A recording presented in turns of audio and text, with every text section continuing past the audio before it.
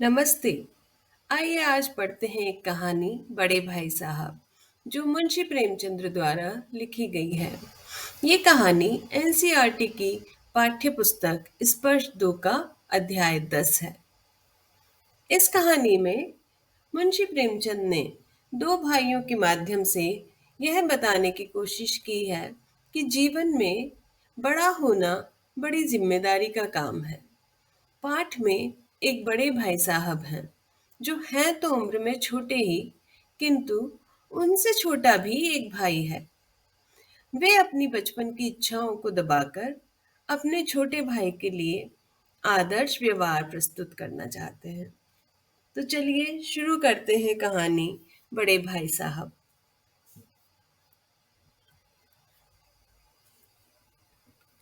मेरे भाई साहब मुझसे 5 साल बड़े, लेकिन केवल 3 दर्जे आगे। दर्जा यानी कक्षा। तो भाई साहब 5 साल बड़े थे, लेकिन 3 क्लास आगे ही थे। उन्होंने भी उसी उम्र में पढ़ना शुरू किया था जब मैंने शुरू किया, लेकिन तालीम जैसे महत्व के मामले में वह जल्दबाजी से काम लेना पसंद न करते थे। तालीम यानी एजुकेशन, शिक्षा। तो शिक्षा के मामले में जो कि बहुत महत्वपूर्ण है, उसके बारे में वे जल्दबाजी में काम लेना पसंद नहीं करते थे। इस भवन की बुनियाद बुनियाद यानी नींव, फाउंडेशन खूब मजबूत डालना चाहते थे, जिस पर आलीशान महल बन सके। 1 साल का काम 2 साल में करते थे, कभी कभी 3 साल भी लग जाते थे। बुनियाद ही पुख्ता न हो तो मकान कैसे पायेदार बने। तो इसका कहने का मतलब यह है कि वो एक कक्षा कई बार 2 और कई बार 3 साल में पास करते थे। मैं छोटा था, वह बड़े थे। मेरी उम्र 9 साल की थी, वह 14 साल के थे। उन्हें मेरी तंबीह और निगरानी का पूरा और जन्मसिद्ध अधिकार था, और मेरी शालीनता इसी में थी कि उनके हुक्म को कानून समझूं। सो लेखक जो है वो छोटे थे, भाई साहब बड़े थे। लेखक की उम्र 9 साल की थी, भाई साहब 14 साल के थे। तो क्योंकि वो बड़े थे, दोनों हॉस्टल में साथ में रहते थे, तो बड़े भाई साहब को उनकी निगरानी यानी केयर करने का पूरा और जन्म सिद्ध यानी बाय बर्थ अधिकार था। और उनकी शालीनता शालीनता यानी अ, एक सही व्यवहार जो है वो इसी में थी कि उनके हुक्म यानी उनके ऑर्डर को कानून समझूं, consider it as a law. कानून यानी लॉ। वह स्वभाव से बड़े अध्ययनशील थे। अध्ययनशील यानी बहुत पढ़ने वाले, हरदम किताब खोले बैठे रहते, और शायद दिमाग को आराम देने के लिए कभी कॉपी पर, किताब के हाशियों पर चिड़ियों, कुत्तों, बिल्लियों की तस्वीरें बनाया करते थे। तो वो अध्ययनशील थे, हर वक्त पढ़ते रहते थे। और कई बार पढ़ते पढ़ते जब थक जाते थे, यानी कि दिमाग को जब उन्हें आराम देना होता था, तो वो कॉपी या किताब के हाशिए मतलब जो मार्जिन्स होते हैं वहां पे कुछ कुछ तस्वीरें स्क्रिबलिंग करते थे। कभी कभी एक ही नाम या शब्द या वाक्य 10-20 बार लिख डालते। कभी एक शेर को बार बार सुंदर अक्षरों में नकल करते। कभी ऐसी शब्द रचना मतलब कंपोजिशन करते जिसमें न कोई अर्थ होता, न कोई सामंजस्य, मतलब कि कोई राइमिंग स्कीम भी नहीं है, बट वो कुछ कुछ लिखते रहते जिसका कि कोई अर्थ नहीं होता। मसलन यानी फॉर एग्जाम्पल, एक बार उनकी कॉपी पर मैंने ये इबारत देखी, मतलब एक राइटिंग देखी। स्पेशल, अमीना, भाइयों भाइयों, दरअसल, भाई भाई, राधेश्याम, श्रीयुत राधेश्याम, 1 घंटे तक। इसके बाद एक आदमी का चेहरा बना हुआ था। मैंने बहुत चेष्टा की कि इस पहेली का कोई अर्थ निकालूं, लेकिन असफल रहा। तो इससे पता लगता है कि वो कई बार कुछ भी लिखते रहते थे जिसका कोई अर्थ नहीं निकलता था। और उनसे पूछने का साहस न हुआ। वह 9वीं जमात में थे, मैं 5वीं में। जमात यानी कक्षा, तो वो 9वीं कक्षा में थे और लेखक 5वीं कक्षा में। उनकी रचनाओं को समझना मेरे लिए छोटा मुंह बड़ी बात थी। मेरा जी पढ़ने में बिल्कुल न लगता था, तो जो लेखक हैं उन्हें पढ़ाई बिल्कुल पसंद नहीं थी। 1 घंटा भी किताब लेकर बैठना पहाड़ था। मौका पाते ही हॉस्टल से निकलकर मैदान में आ जाता और कभी कंकड़ियाँ उछालता यानी कि छोटे पेबल्स, कभी कागज की तितलियां उड़ाता और कहीं कोई साथी मिल गया तो पूछना ही क्या। कभी चार दीवारी पर चढ़कर नीचे कूद रहे हैं, चार दीवारी यानी बाउंड्री वॉल, कभी फाटक यानी कि जो बाउंड्री का गेट होता है एंट्रेंस का, तो फाटक पर सवार उसके आगे पीछे उसे आगे पीछे चलाते हुए मोटर कार का आनंद उठा रहे हैं। लेकिन कमरे में आते ही भाई साहब का वह रुद्र रूप देखकर प्राण सूख जाते। उनका पहला सवाल होता, कहाँ थे? हमेशा यही सवाल इसी ध्वनि में मतलब इसी टोन में हमेशा पूछा जाता था और इसका जवाब मेरे पास केवल मौन था। मौन यानी साइलेंस। न जाने मेरे मुंह से ये बात क्यों न निकलती कि जरा बाहर खेल रहा था। मेरा मौन कह देता था कि मुझे अपना अपराध स्वीकार है और भाई साहब के लिए उसके सिवा और कोई इलाज न था कि स्नेह और रोष, स्नेह यानी लव और रोष यानी एंगर, से मिले हुए शब्दों से मेरा सत्कार करें। सत्कार यानी वेलकम। अर्थात कि जब वो चुप रह जाते इस बात के जवाब में कि कहाँ थे, तो भाई साहब उन्हें आम तौर पर गुस्से और प्यार से डांटते थे।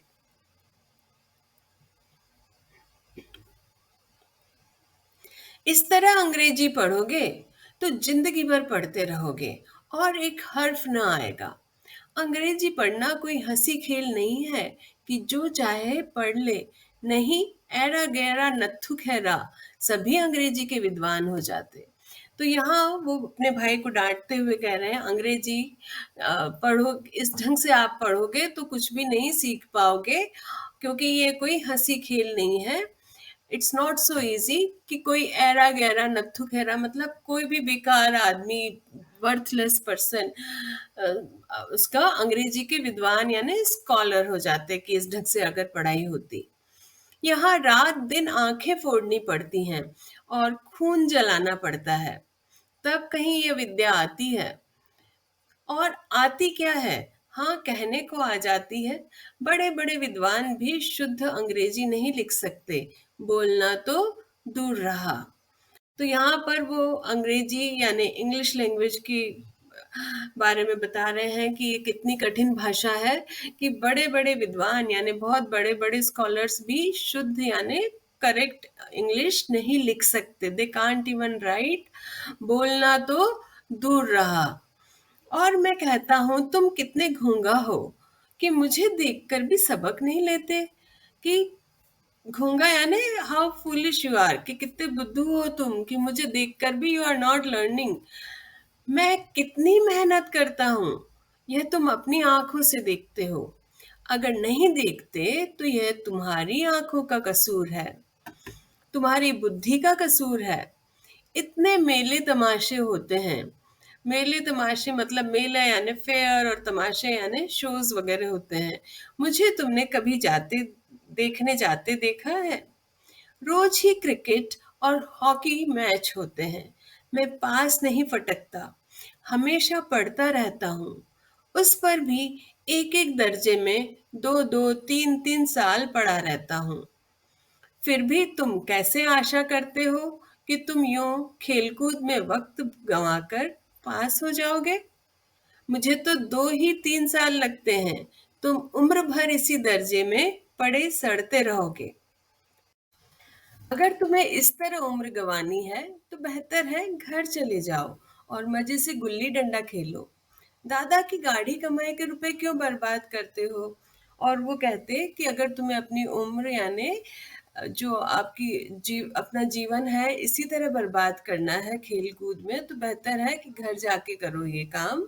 यहाँ पर दादा यानी उनके पिता की कमाई के पैसे क्यों बर्बाद करते हो?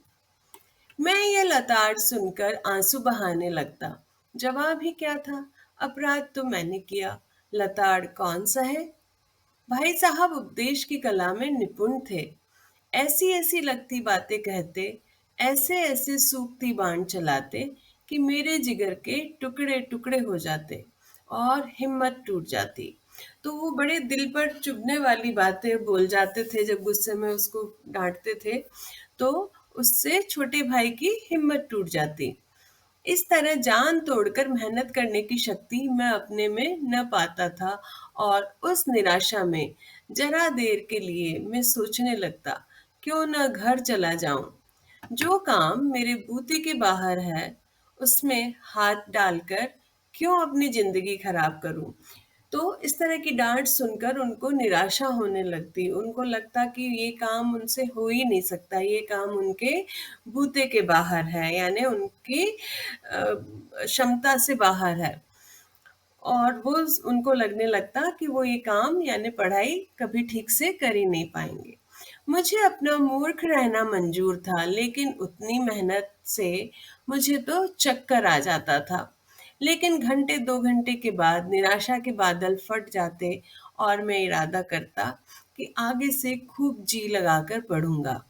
तो वो डांट सुनकर निराश तो हो जाते थे, लेकिन कुछ समय के बाद जब मूड ठीक होता तो निराशा के बादल फट जाते और उनको मन में लगता कि नहीं, मैं ये काम कर सकता हूँ, आगे से मैं खूब जी लगा के यानी मन लगाकर पढ़ाई करूंगा। चटपट एक टाइम टेबल बना डालता, बिना पहले से नक्शा बनाए, कोई स्कीम तैयार किए काम कैसे शुरू करूं। टाइम टेबल में खेल कूद की मत बिल्कुल उड़ जाती। तो वो जब इरादा करते कि हाँ अब आगे से पढ़ना है, तो पहला काम वो यही करते कि एक टाइम टेबल बना लेते और टाइम टेबल में तो खेल कूद बिल्कुल हटा ही देते कि वो करना ही नहीं है। प्रातःकाल 6 बजे उठना, मुंह हाथ धो नाश्ता कर पढ़ने बैठ जाना। 6 से 8 तक अंग्रेजी, 8 से 9 तक हिसाब, 9 से 9:30 तक इतिहास, फिर भोजन और स्कूल। 3:30 बजे स्कूल से वापस होकर आधा घंटा आराम। 4 से 5 तक भूगोल, 5 से 6 तक ग्रामर, आधा घंटा हॉस्टल के सामने ही टहलना। 6:30 से 7 तक अंग्रेजी कंपोजिशन, फिर भोजन करके 8 से 9 तक अनुवाद, 9 से 10 तक हिंदी, 10 से 11 तक विविध विषय, फिर विश्राम। तो सुबह 6 बजे से लेके रात के 11 बजे तक का उनका टाइम टेबल बन जाता, जिसमें हर विषय की या सब्जेक्ट की समय सीमा उन्होंने निर्धारित कर ली थी। मगर टाइम टेबल बना लेना एक बात है, उस पर अमल करना दूसरी बात। अमल करना मतलब उसे एग्जीक्यूट करना, उस पर काम करना। तो टाइम टेबल बनाना तो आसान है, लेकिन एग्जीक्यूट करना कठिन बात है। पहले ही दिन उसकी अवहेलना शुरू हो जाती है। अवहेलना मतलब उसको ठीक से फॉलो नहीं करना। मैदान की वह सुखद हरियाली, हवा के हल्के हल्के झोंके, फुटबॉल की वह उछल कूद, कबड्डी के वे दांव घात, वॉलीबॉल की वह तेजी और फुर्ती मुझे अज्ञात और अनिवार्य रूप से खींच ले जाती और वहां जाते ही मैं सब कुछ भूल जाता। तो जैसे ही वे बाहर मैदान में निकलते, तो ये सब चीजें जो खेल कूद हैं और ये फुटबॉल, कबड्डी, ये सब चीजें उनको याद आती, पढ़ाई, टाइम टेबल वो सब भूल जाते। वह जानलेवा टाइम टेबल, वह आंख फोड़ पुस्तकें किसी को याद न रहती और भाई साहब की नसीहत और फजीहत का अवसर मिल जाता। तो वो क्योंकि टाइम टेबल के बारे में भूल जाते, तो भाई साहब को फिर से उन्हें नसीहत यानी शिक्षा देने का और फजीहत यानी उनकी इंसल्ट करने का उन्हें अवसर मिल जाता। मैं उनके साये से भागता, साया यानी परछाई, शेडो। तो वो चाहते कि वो उनके सामने ही ना पड़े, उनके साए से भी वो दूर भागते, उनकी आंखों से दूर रहने की चेष्टा करता, कमरे में इस तरह दबे पांव आता कि उन्हें खबर न हो। उनकी नजर मेरी ओर उठी और मेरे प्राण निकले। हमेशा सिर पर एक नंगी तलवार सी लटकती मालूम होती थी। नंगी तलवार लटकना मतलब जान जोखिम में पड़े रहना हर वक्त। तो हर वक्त उनको बड़े भाई साहब का ऐसा डर बना रहता था। फिर भी जैसे मौत और विपत्ति के बीच भी आदमी मोह और माया के बंधन में जकड़ा रहता है। मैं फटकार और घुड़कियां खाकर भी खेल कूद का तिरस्कार न कर सकता था। तो हालांकि बड़े भाई साहब का डर भी था, उनसे डांट भी बहुत पड़ती थी, उनकी फजीहत भी बहुत होती थी, लेकिन फिर भी वो खेल कूद का तिरस्कार यानी उसे इग्नोर नहीं कर सकते थे।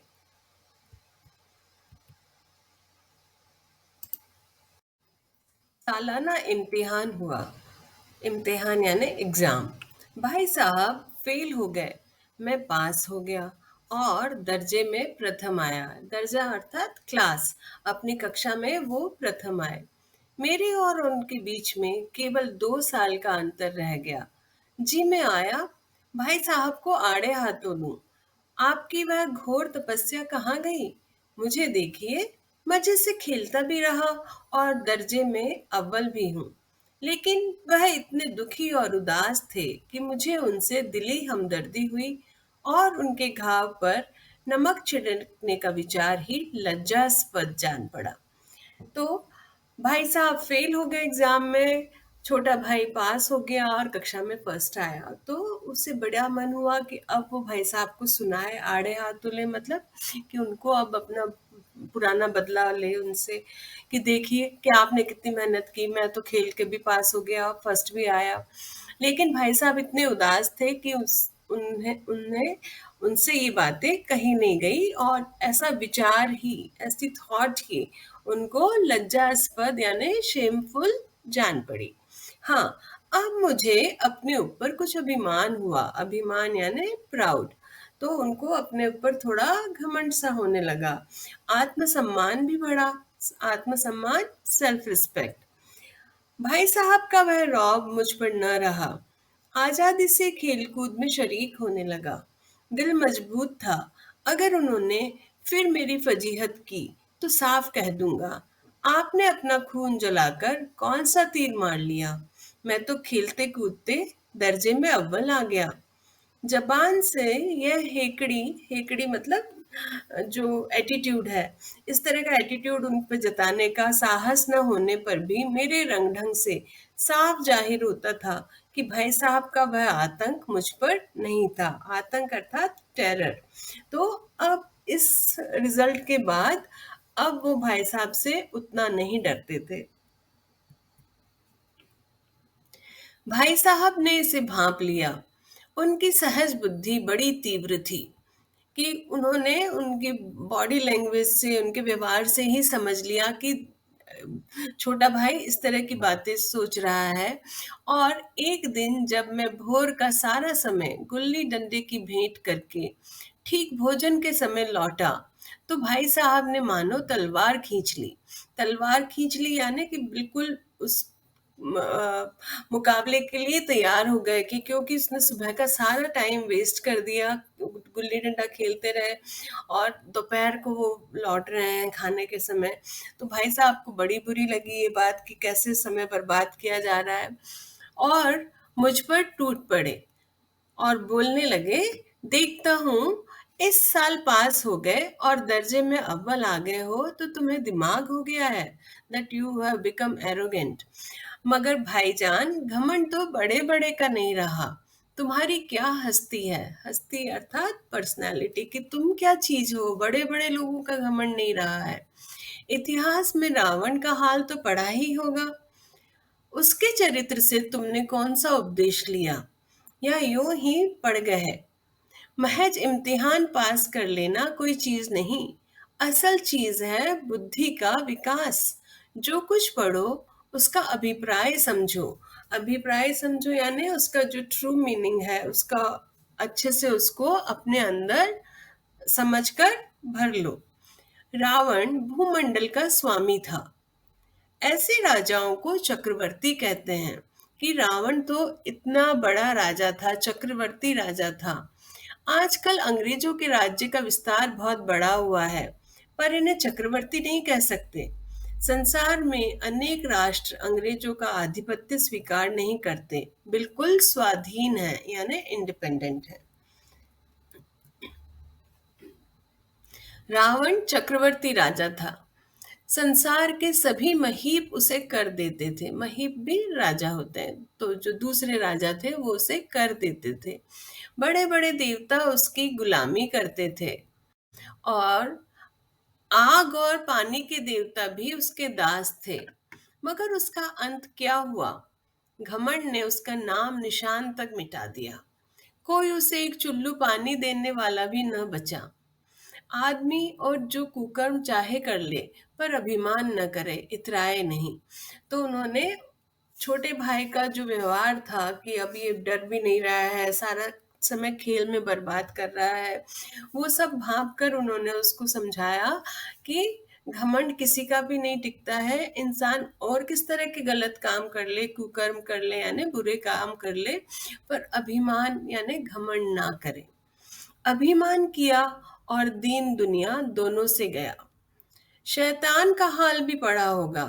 उसे यह अभिमान हुआ था कि ईश्वर का उससे बढ़कर सच्चा भक्त कोई है ही नहीं। अंत में यह हुआ कि स्वर्ग से नरक में ढकेल दिया गया। शाहे रोम ने भी एक बार अहंकार किया था, भीख मांग मांग कर मर गया। तुमने तो अभी केवल एक दर्जा पास किया है, और अभी से तुम्हारा सिर फिर गया है, तब तो तुम आगे बढ़ चुके। तो भाई साहब ने उसे समझाया, ये सारे रावण, शैतान, शायर रूम, इनके उदाहरण देके कि घमंड, अहंकार किसी का भी नहीं रहता, और जो व्यक्ति घमंड करता है उसका कोई सगा भी नहीं होता, लोग उसे पसंद भी नहीं करते। तो तुमने तो सिर्फ एक कक्षा पास की है अभी, और तुम्हारे को अभी से इतना अहंकार हो गया है। अब इस एटीट्यूड से तो तुम आगे बढ़ चुके। यह समझ लो कि तुम अपनी मेहनत से नहीं पास हुए हो। अंधे के हाथ बटेर लग गई, मगर बटेर केवल एक बार हाथ लग सकती है।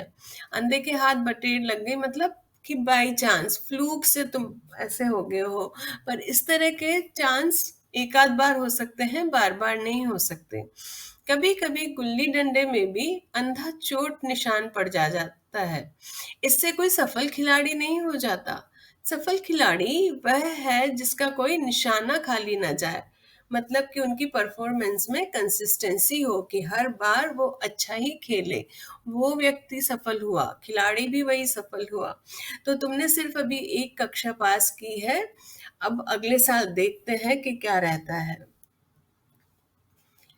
मेरे फेल होने पर मत जाओ। मेरे दर्जे में आओगे तो दांतों पसीना आ जाएगा। जब अलजबरा और ज्योमेट्री के लोहे के चने चबाने पड़ेंगे। लोहे के चने चबाने पड़ेंगे एक मुहावरा है, मतलब कि बहुत ही कठिन कार्य करना पड़ेगा इन विषयों को पढ़ना। इंग्लिस्तान का इतिहास यानी इंग्लैंड का इतिहास पढ़ना पड़ेगा।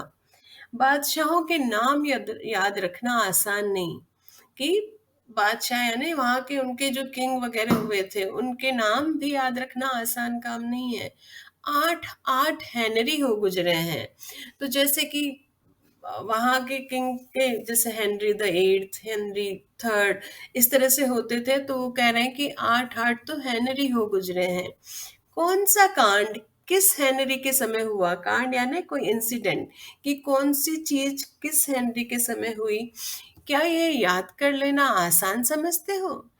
हेनरी सातवें की जगह हेनरी आठवां लिखा, और सब नंबर गायब। कि जरा सा आपको याद है कि हेनरी के समय हुआ था, बट सात की जगह आपने आठवां हेनरी लिख दिया, तो मार्क्स आपको बिल्कुल नहीं मिलेंगे, आपके अंक सारे गायब हो जाएंगे, सफाचट। सिफर भी ना मिलेगा, सिफर यानी जीरो। हो किस ख्याल में? दर्जनों तो जेम्स हुए हैं, दर्जनों विलियम, कोड़ियों चार्ल्स, कोड़ियों मतलब करोड़ों, दिमाग चक्कर खाने लगता है कि इन सब महाराजाओं के बारे में पढ़ते हैं और इतना सारा वो सब याद करना आसान नहीं है। उसको पढ़ के दिमाग में चक्कर आने लगते हैं, आंधी रोग हो जाता है। इन अभागों का नाम भी न जुड़ते थे। एक ही नाम के पीछे दो यम सोयम चहारुम पंचुम लगाते गए, यानी कि द सेकेंड एंड एट्थ और उस तरह से जो है। मुझसे पूछते तो 10 लाख नाम बता देता। मतलब वो कह रहे हैं कि हमारे यहाँ देखो सबके अलग अलग नाम होते हैं, या एक ही नाम के पीछे फर्स्ट सेकंड थर्ड लगाते गए।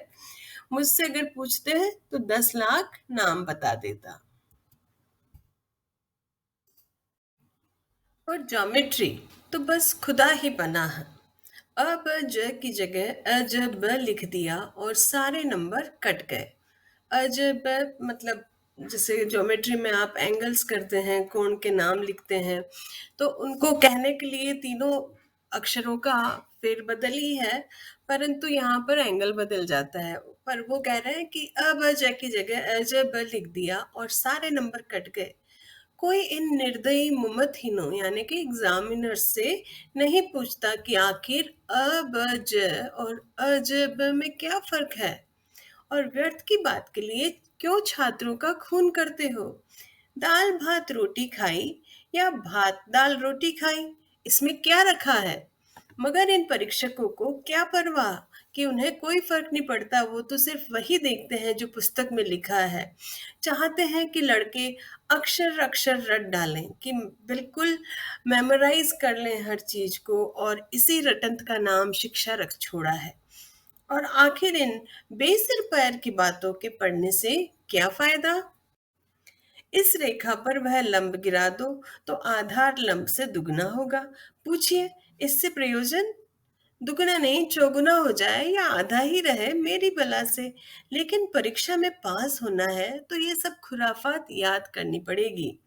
तो अब यहाँ भाई साहब अपनी सारे विषयों की, मैथ्स की, ज्योमेट्री और इन सब की समस्याएं यहाँ पे बता रहे हैं कि किस तरह से उनको बहुत ही माइन्यूटली इस सब्जेक्ट को समझना पड़ेगा, नहीं तो उनको कोई नंबर नहीं मिलेंगे और वो अगली कक्षा पास नहीं कर पाएंगे। कह दिया, समय की पाबंदी पर एक निबंध लिखो जो 4 पन्नों से कम ना हो। अब आप कॉपी सामने खोले, कलम हाथ में लिए, उसके नाम को रोइए। कौन नहीं जानता कि समय की पाबंदी बहुत अच्छी बात है। पाबंदी मतलब पंक्चुअल होना, टाइम का पंक्चुअल होना। इससे आदमी के जीवन में संयम आ जाता है। तो वो कह रहे हैं कि सभी को पता है कि ये बहुत अच्छी बात है। इससे आदमी के जीवन में संयम आ जाता है, दूसरों का उस पर स्नेह होने लगता है, मतलब अदर्स ऑल्सो रिस्पेक्ट यू अगर आप टाइम के पंक्चुअल हैं तो। और उसके कारोबार में उन्नति होती है कि work wise also they prosper. लेकिन इस जरा सी बात पर 4 पन्ने कैसे लिखें। जो बात एक वाक्य में कही जा सके उसे 4 पन्नों में लिखने की जरूरत। मैं तो इसे हिमाकत कहता हूँ, यानी बेवकूफी बोलता हूँ। यह तो समय की किफायत नहीं बल्कि उसका दुरुपयोग है, that you are not saving, उसको वेस्ट कर रहे हो। दुरुपयोग मतलब उसे टाइम का वेस्ट किया जा रहा है, कि व्यर्थ में किसी बात को ठूस दिया जाए, कि ना कुछ बात के लिए 4 पन्ने उसके भर दें। हम चाहते हैं आदमी को जो कुछ कहना हो चटपट कह दे और अपनी राह ले, मगर नहीं, आपको 4 पन्ने रंगने पड़ेंगे, चाहे जैसे लिखिए, और पन्ने भी पूरे फुल स्केप आकार के। तो यहाँ भाई साहब अपना फ्रस्ट्रेशन, अपनी सारी समस्याएं छोटे भाई के सामने बताए जा रहे हैं। ये छात्रों पर अत्याचार नहीं तो और क्या है। अनर्थ तो यह है कि कहा जाता है संक्षेप में लिखो। संक्षेप यानी ब्रीफ, कि कहने को कहते हैं राइट ब्रीफली, पर 4 4 पन्नों का उस पर निबंध मानते हैं। समय की पाबंदी पर संक्षेप में एक निबंध लिखो जो 4 पन्नों से कम न हो। ठीक, संक्षेप में तो 4 पन्ने हुए, नहीं तो शायद 100 200 पन्ने लिखवाते। तेज भी दौड़िए और धीरे धीरे भी, है ना उल्टी बात, है या नहीं। बालक भी इतनी सी बात समझ सकता है, लेकिन इन अध्यापकों को इतनी तमीज भी नहीं। उस पर दावा है कि हम अध्यापक हैं। मेरे दर्जे में आओगे लाला तो ये सारे पापड़ बेलने पड़ेंगे और तब आटे दाल का भाव मालूम होगा। इस दर्जे में अव्वल आ गए तो जमीन पर पाँव नहीं रखते। मतलब कि तुम हवा में उड़े जा रहे हो, तुमको घमंड हो गया है, तुमको लग रहा है तुम बहुत होशियार हो, बिना पढ़े ही तुम पास हो जाओगे। लेकिन जब तुम मेरे दर्जे में आओगे, यानी मेरी कक्षा में आओगे, तो ये जो सारी समस्याएं, जो सारी प्रॉब्लम्स मैं बता रहा हूँ, ये सब तुमको भी झेलनी पड़ेंगी। इसलिए मेरा कहना मानिए, लाख फेल हो गया हूँ, लेकिन तुमसे बड़ा हूँ। संसार का मुझे तुमसे कहीं ज्यादा अनुभव है। जो कुछ कहता हूँ उसे गिरह बांधिए, नहीं पछताइएगा। कि ये सब बातें, हालांकि तुम पास हो गए हो, पर मेरी बात मानो कि मैं, क्योंकि तुमसे बड़ा हूँ, मुझे ज्यादा अनुभव है। तो जो भी मैं कह रहा हूँ उस बात को समझकर उस पर अमल करो, नहीं तो आप पछताओगे, अगले साल पास नहीं हो पाओगे। स्कूल का समय निकट था, नहीं ईश्वर जाने ये उपदेश माला कब समाप्त होती। कि उस समय स्कूल का टाइम हो रहा था, नहीं तो भाई साहब का ये सारा उपदेश चलता ही रहता। भोजन आज मुझे निस्वाद लग रहा था। जब पास होने पर यह तिरस्कार हो रहा है, तो फेल हो जाने पर तो शायद प्राण ही ले लिए जाएं। तो आज इतनी डांट सुनने के बाद उनको लग रहा था कि मैं पास हुआ हूं तो मेरा ये हाल है, अगर मैं फेल हो जाता तो पता नहीं मेरे प्राण ही ये ले लेते। भाई साहब ने अपने दर्जे की पढ़ाई का जो भयंकर चित्र खींचा था, उसने मुझे भयभीत कर दिया। मतलब वो डर गए ये सब बातें सुन के। स्कूल छोड़कर नहीं भागे, यही बहुत ताज्जुब है। लेकिन इतने तिरस्कार के बाद भी पुस्तकों में मेरी अरुचि जो की तो बनी रही, कि he was still not interested in the books. खेल कूद का कोई अवसर हाथ से न जाने देता। पढ़ता भी मगर बहुत कम। बस इतना कि रोज टास्क पूरा हो जाए और दर्जे में जलील ना होना पड़े, कि क्लास में इंसल्ट ना हो, बस उतना काम कर लेते। अपने ऊपर जो विश्वास यानी कॉन्फिडेंस पैदा हुआ था, वह फिर से लुप्त यानी गायब हो गया। और फिर चोरों का सा जीवन कटने लगा, कि वो भाई साहब से फिर वही डर के खेलने जाना और उनके सामने ना पड़े उसकी कोशिश करना शुरू हो गया। फिर सालाना इम्तिहान हुआ और कुछ ऐसा संयोग हुआ कि मैं फिर पास हुआ और भाई साहब फिर फेल हो गए। मैंने बहुत मेहनत नहीं की, पर न जाने कैसे दर्जे में अव्वल आ गया। मुझे खुद अचरज हुआ। भाई साहब ने प्राणांतक परिश्रम किया। तो फिर से सालाना एग्जाम हुआ, ईयरली एग्जाम, और फिर से वो छोटा भाई पास हो गया, क्लास में फर्स्ट आया, और भाई साहब फिर से फेल हो गए। उन्होंने ज्यादा पढ़ाई नहीं की थी, लेकिन भाई साहब ने तो प्राणांत तक, यानी कि प्राण निकल जाए, मतलब प्राणों के अंत तक मेहनत करते रहे। मतलब he worked so hard. Course का एक एक शब्द चाट गए थे। 10 बजे रात तक इधर, 4 बजे भोर से उधर, मतलब सुबह 4 से लेकर रात को 10 बजे तक। 6 से 9:30 तक स्कूल जाने से पहले मुद्रा कांतिहीन हो गई थी, मतलब चेहरे की सारी रौनक भी चली गई थी। मगर बेचारे फेल हो गए। मुझे उन पर दया आती थी। नतीजा सुनाया गया तो वे रो पड़े और मैं भी रोने लगा। अपने पास होने की खुशी आधी हो गई। मैं भी फेल हो गया होता तो भाई साहब को इतना दुख न होता। लेकिन विधि की बात कौन टाले। मेरे और भाई साहब के बीच में अब केवल एक दर्जे का अंतर और रह गया। केवल एक ही क्लास का डिफरेंस रह गया दोनों में। मेरे मन में एक कुटिल भावना उत्पन्न हुई। कुटिल यानी बुरी। एक बुरी भावना हुई कि कहीं भाई साहब एक साल और फेल हो जाए तो मैं उनके बराबर ही हो जाऊं। और वह फिर किस आधार पे, कि ऑन व्हाट बेसिस वो मेरी फजीहत यानी इंसल्ट कर सकेंगे। लेकिन मैंने इस विचार को दिल से बलपूर्वक निकाल डाला, कि उन्हें लगा कि ये गलत बात है, मुझे इस तरह से नहीं सोचना चाहिए। आखिर वह मुझे मेरे हित के विचार से ही तो डांटते हैं। मुझे इस वक्त अप्रिय लगता है कि मुझे ये बातें उनकी बुरी लगती हैं, लेकिन वो मेरे हित के लिए ही डांटते हैं। मगर ये शायद उनके उपदेशों का ही असर है कि मैं दनादन पास हो जाता हूँ और इतने अच्छे नंबरों से। अब भाई साहब बहुत कुछ नरम पड़ गए थे। नरम यानी सॉफ्ट। अब वो थोड़े सॉफ्ट हो गए थे, वो उसको इतना नहीं डांटते थे। कई बार मुझे डांटने का अवसर पाकर भी उन्होंने धीरज से काम लिया। कि मैनी टाइम्स उन्होंने, छोटे भाई ने ऐसे काम किए कि उनको डांटना चाहिए था, लेकिन बड़े भाई साहब ने धीरज यानी पेशेंस दिखाया और उनको नहीं डांटा। शायद अब वह खुद समझने लगे थे कि मुझे डांटने का अधिकार उन्हें नहीं रहा, और अगर रहा भी तो बहुत कम। मेरी स्वच्छंदता भी बढ़ी। स्वच्छंदता यानी मनमानी करना, कि मैं जो चाहूं वो अब कर सकता हूँ। मैं उनकी सहिष्णुता यानी टॉलरेंस का अनुचित लाभ उठाने लगा। कि उनको लगता कि नहीं भाई साहब तो डांटेंगे नहीं, तो कई बार उन्हें नहीं खेलने जाना चाहिए, पर फिर भी वो गए, टाइम वेस्ट करा और पढ़ाई नहीं की। मुझे कुछ ऐसी धारणा हुई मतलब एक विचार ऐसा बन गया कि मैं पास हो ही जाऊंगा, पढूं या ना पढूं। मेरी तकदीर बलवान है, कि मेरा तो भाग्य बहुत अच्छा चल रहा है कि मैं तो पास ही हो जाऊंगा बिना पढ़े भी। इसलिए भाई साहब के डर से जो थोड़ा बहुत पढ़ लिया करता था वह भी बंद हुआ, कि उन्होंने अब वो पढ़ाई करना भी बंद कर दिया, थोड़ी बहुत जो करते थे। मुझे कनकोए यानी पतंगे उड़ाने का नया शौक पैदा हो गया था, और अब सारा समय पतंगबाजी की ही भेंट होता था। कि सारा समय वो पतंगबाजी में ही वेस्ट कर देते थे। फिर भी मैं भाई साहब का अदब करता था यानी सम्मान करता था। उनकी नजर बचाकर कनकोए उड़ाता था। मांझा देना, कन्ने बांधना, पतंग टूर्नामेंट की तैयारियां आदि समस्याएं सब गुप्त रूप से हल की जाती थी।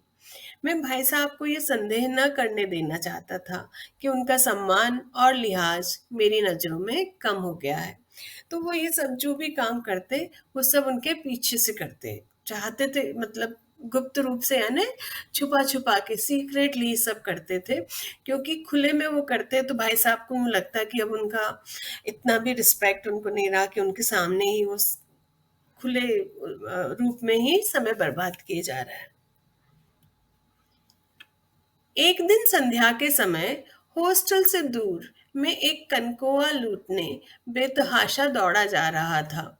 तो संध्या यानी शाम को हॉस्टल से दूर वो एक कनकोआ यानी पतंग लूटने के लिए, जब पतंग कट के गिरती है तो बहुत से बच्चे उसको लूटने के लिए, उसको पकड़ने के लिए भागते हैं। तो वो देखते भी नहीं कि वो कहाँ जा रहे हैं, सड़क पर हैं कि कुछ सामने पत्थर आ गया है, क्या है। तो बेतहाशा दौड़े जा रहा दौड़े जाते हैं। इसी तरह से छोटा भाई भी एक दिन पतंग लूटने के लिए बेतहाशा दौड़ा जा रहा था। आंखें आसमान की ओर थीं और मन उस आकाशगामी पथिक की ओर। आकाशगामी पथिक यानी आकाश में जाने वाला, यानी कि पतंग, जो मंद गति से झूमता पतन की ओर चला आ रहा था। मानो कोई आत्मा स्वर्ग से निकलकर विरक्त मन से नए संस्कार ग्रहण करने जा रही हो। तो वो जो पतंग आसमान से धीरे धीरे उड़ते हुए जमीन की तरफ गिरने जा रही थी, बस उसमें उनकी नजरें टिकी थी और वो बिल्कुल बेतहाशा दौड़े जा रहे थे। बालकों की पूरी सेना लग गए और झाड़दार बांस लिए। तो अपनी हाइट बढ़ाने के लिए, ऊंचाई बढ़ाने के लिए बच्चे कुछ लग गए, यानी लोहे के टुकड़े या बांस के टुकड़े ये सब लेके हाथ में दौड़ते हैं ताकि उस पतंग को वो पकड़ सकें। किसी को अपने आगे पीछे की खबर न थी। सभी मानो उस पतंग के साथ ही आकाश में उड़ रहे थे, जहां सब कुछ समतल है, न मोटर कारें हैं, न ट्राम, न गाड़ियां।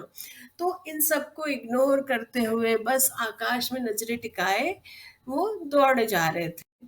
सहसा यानी अचानक भाई साहब से मेरी मुठभेड़ हो गई। तो वो अपने भाई साहब से टकरा गए, जो शायद बाजार से लौट रहे थे। उन्होंने वहीं हाथ पकड़ लिया और उग्र भाव से बोले, इन बाजारी लौंडों के साथ धेले के कनकोए के लिए दौड़ते हुए तुम्हें शर्म नहीं आती? तुम्हें इसका भी कुछ लिहाज नहीं कि वे अब नीची जमात में नहीं हो बल्कि 8वीं जमात में आ गए हो, और मुझसे केवल एक दर्जा नीचे हो। आखिर आदमी को कुछ तो अपनी पोजीशन का ध्यान रखना चाहिए। तो भाई साहब ने उनको डांट कर कहा कि तुम क्या इन बच्चों के साथ में दौड़ लगा रहे हो, अब तुम 8वीं कक्षा में आ गए हो, तुम्हें कुछ तो अपनी पोजीशन का ख्याल रखना चाहिए।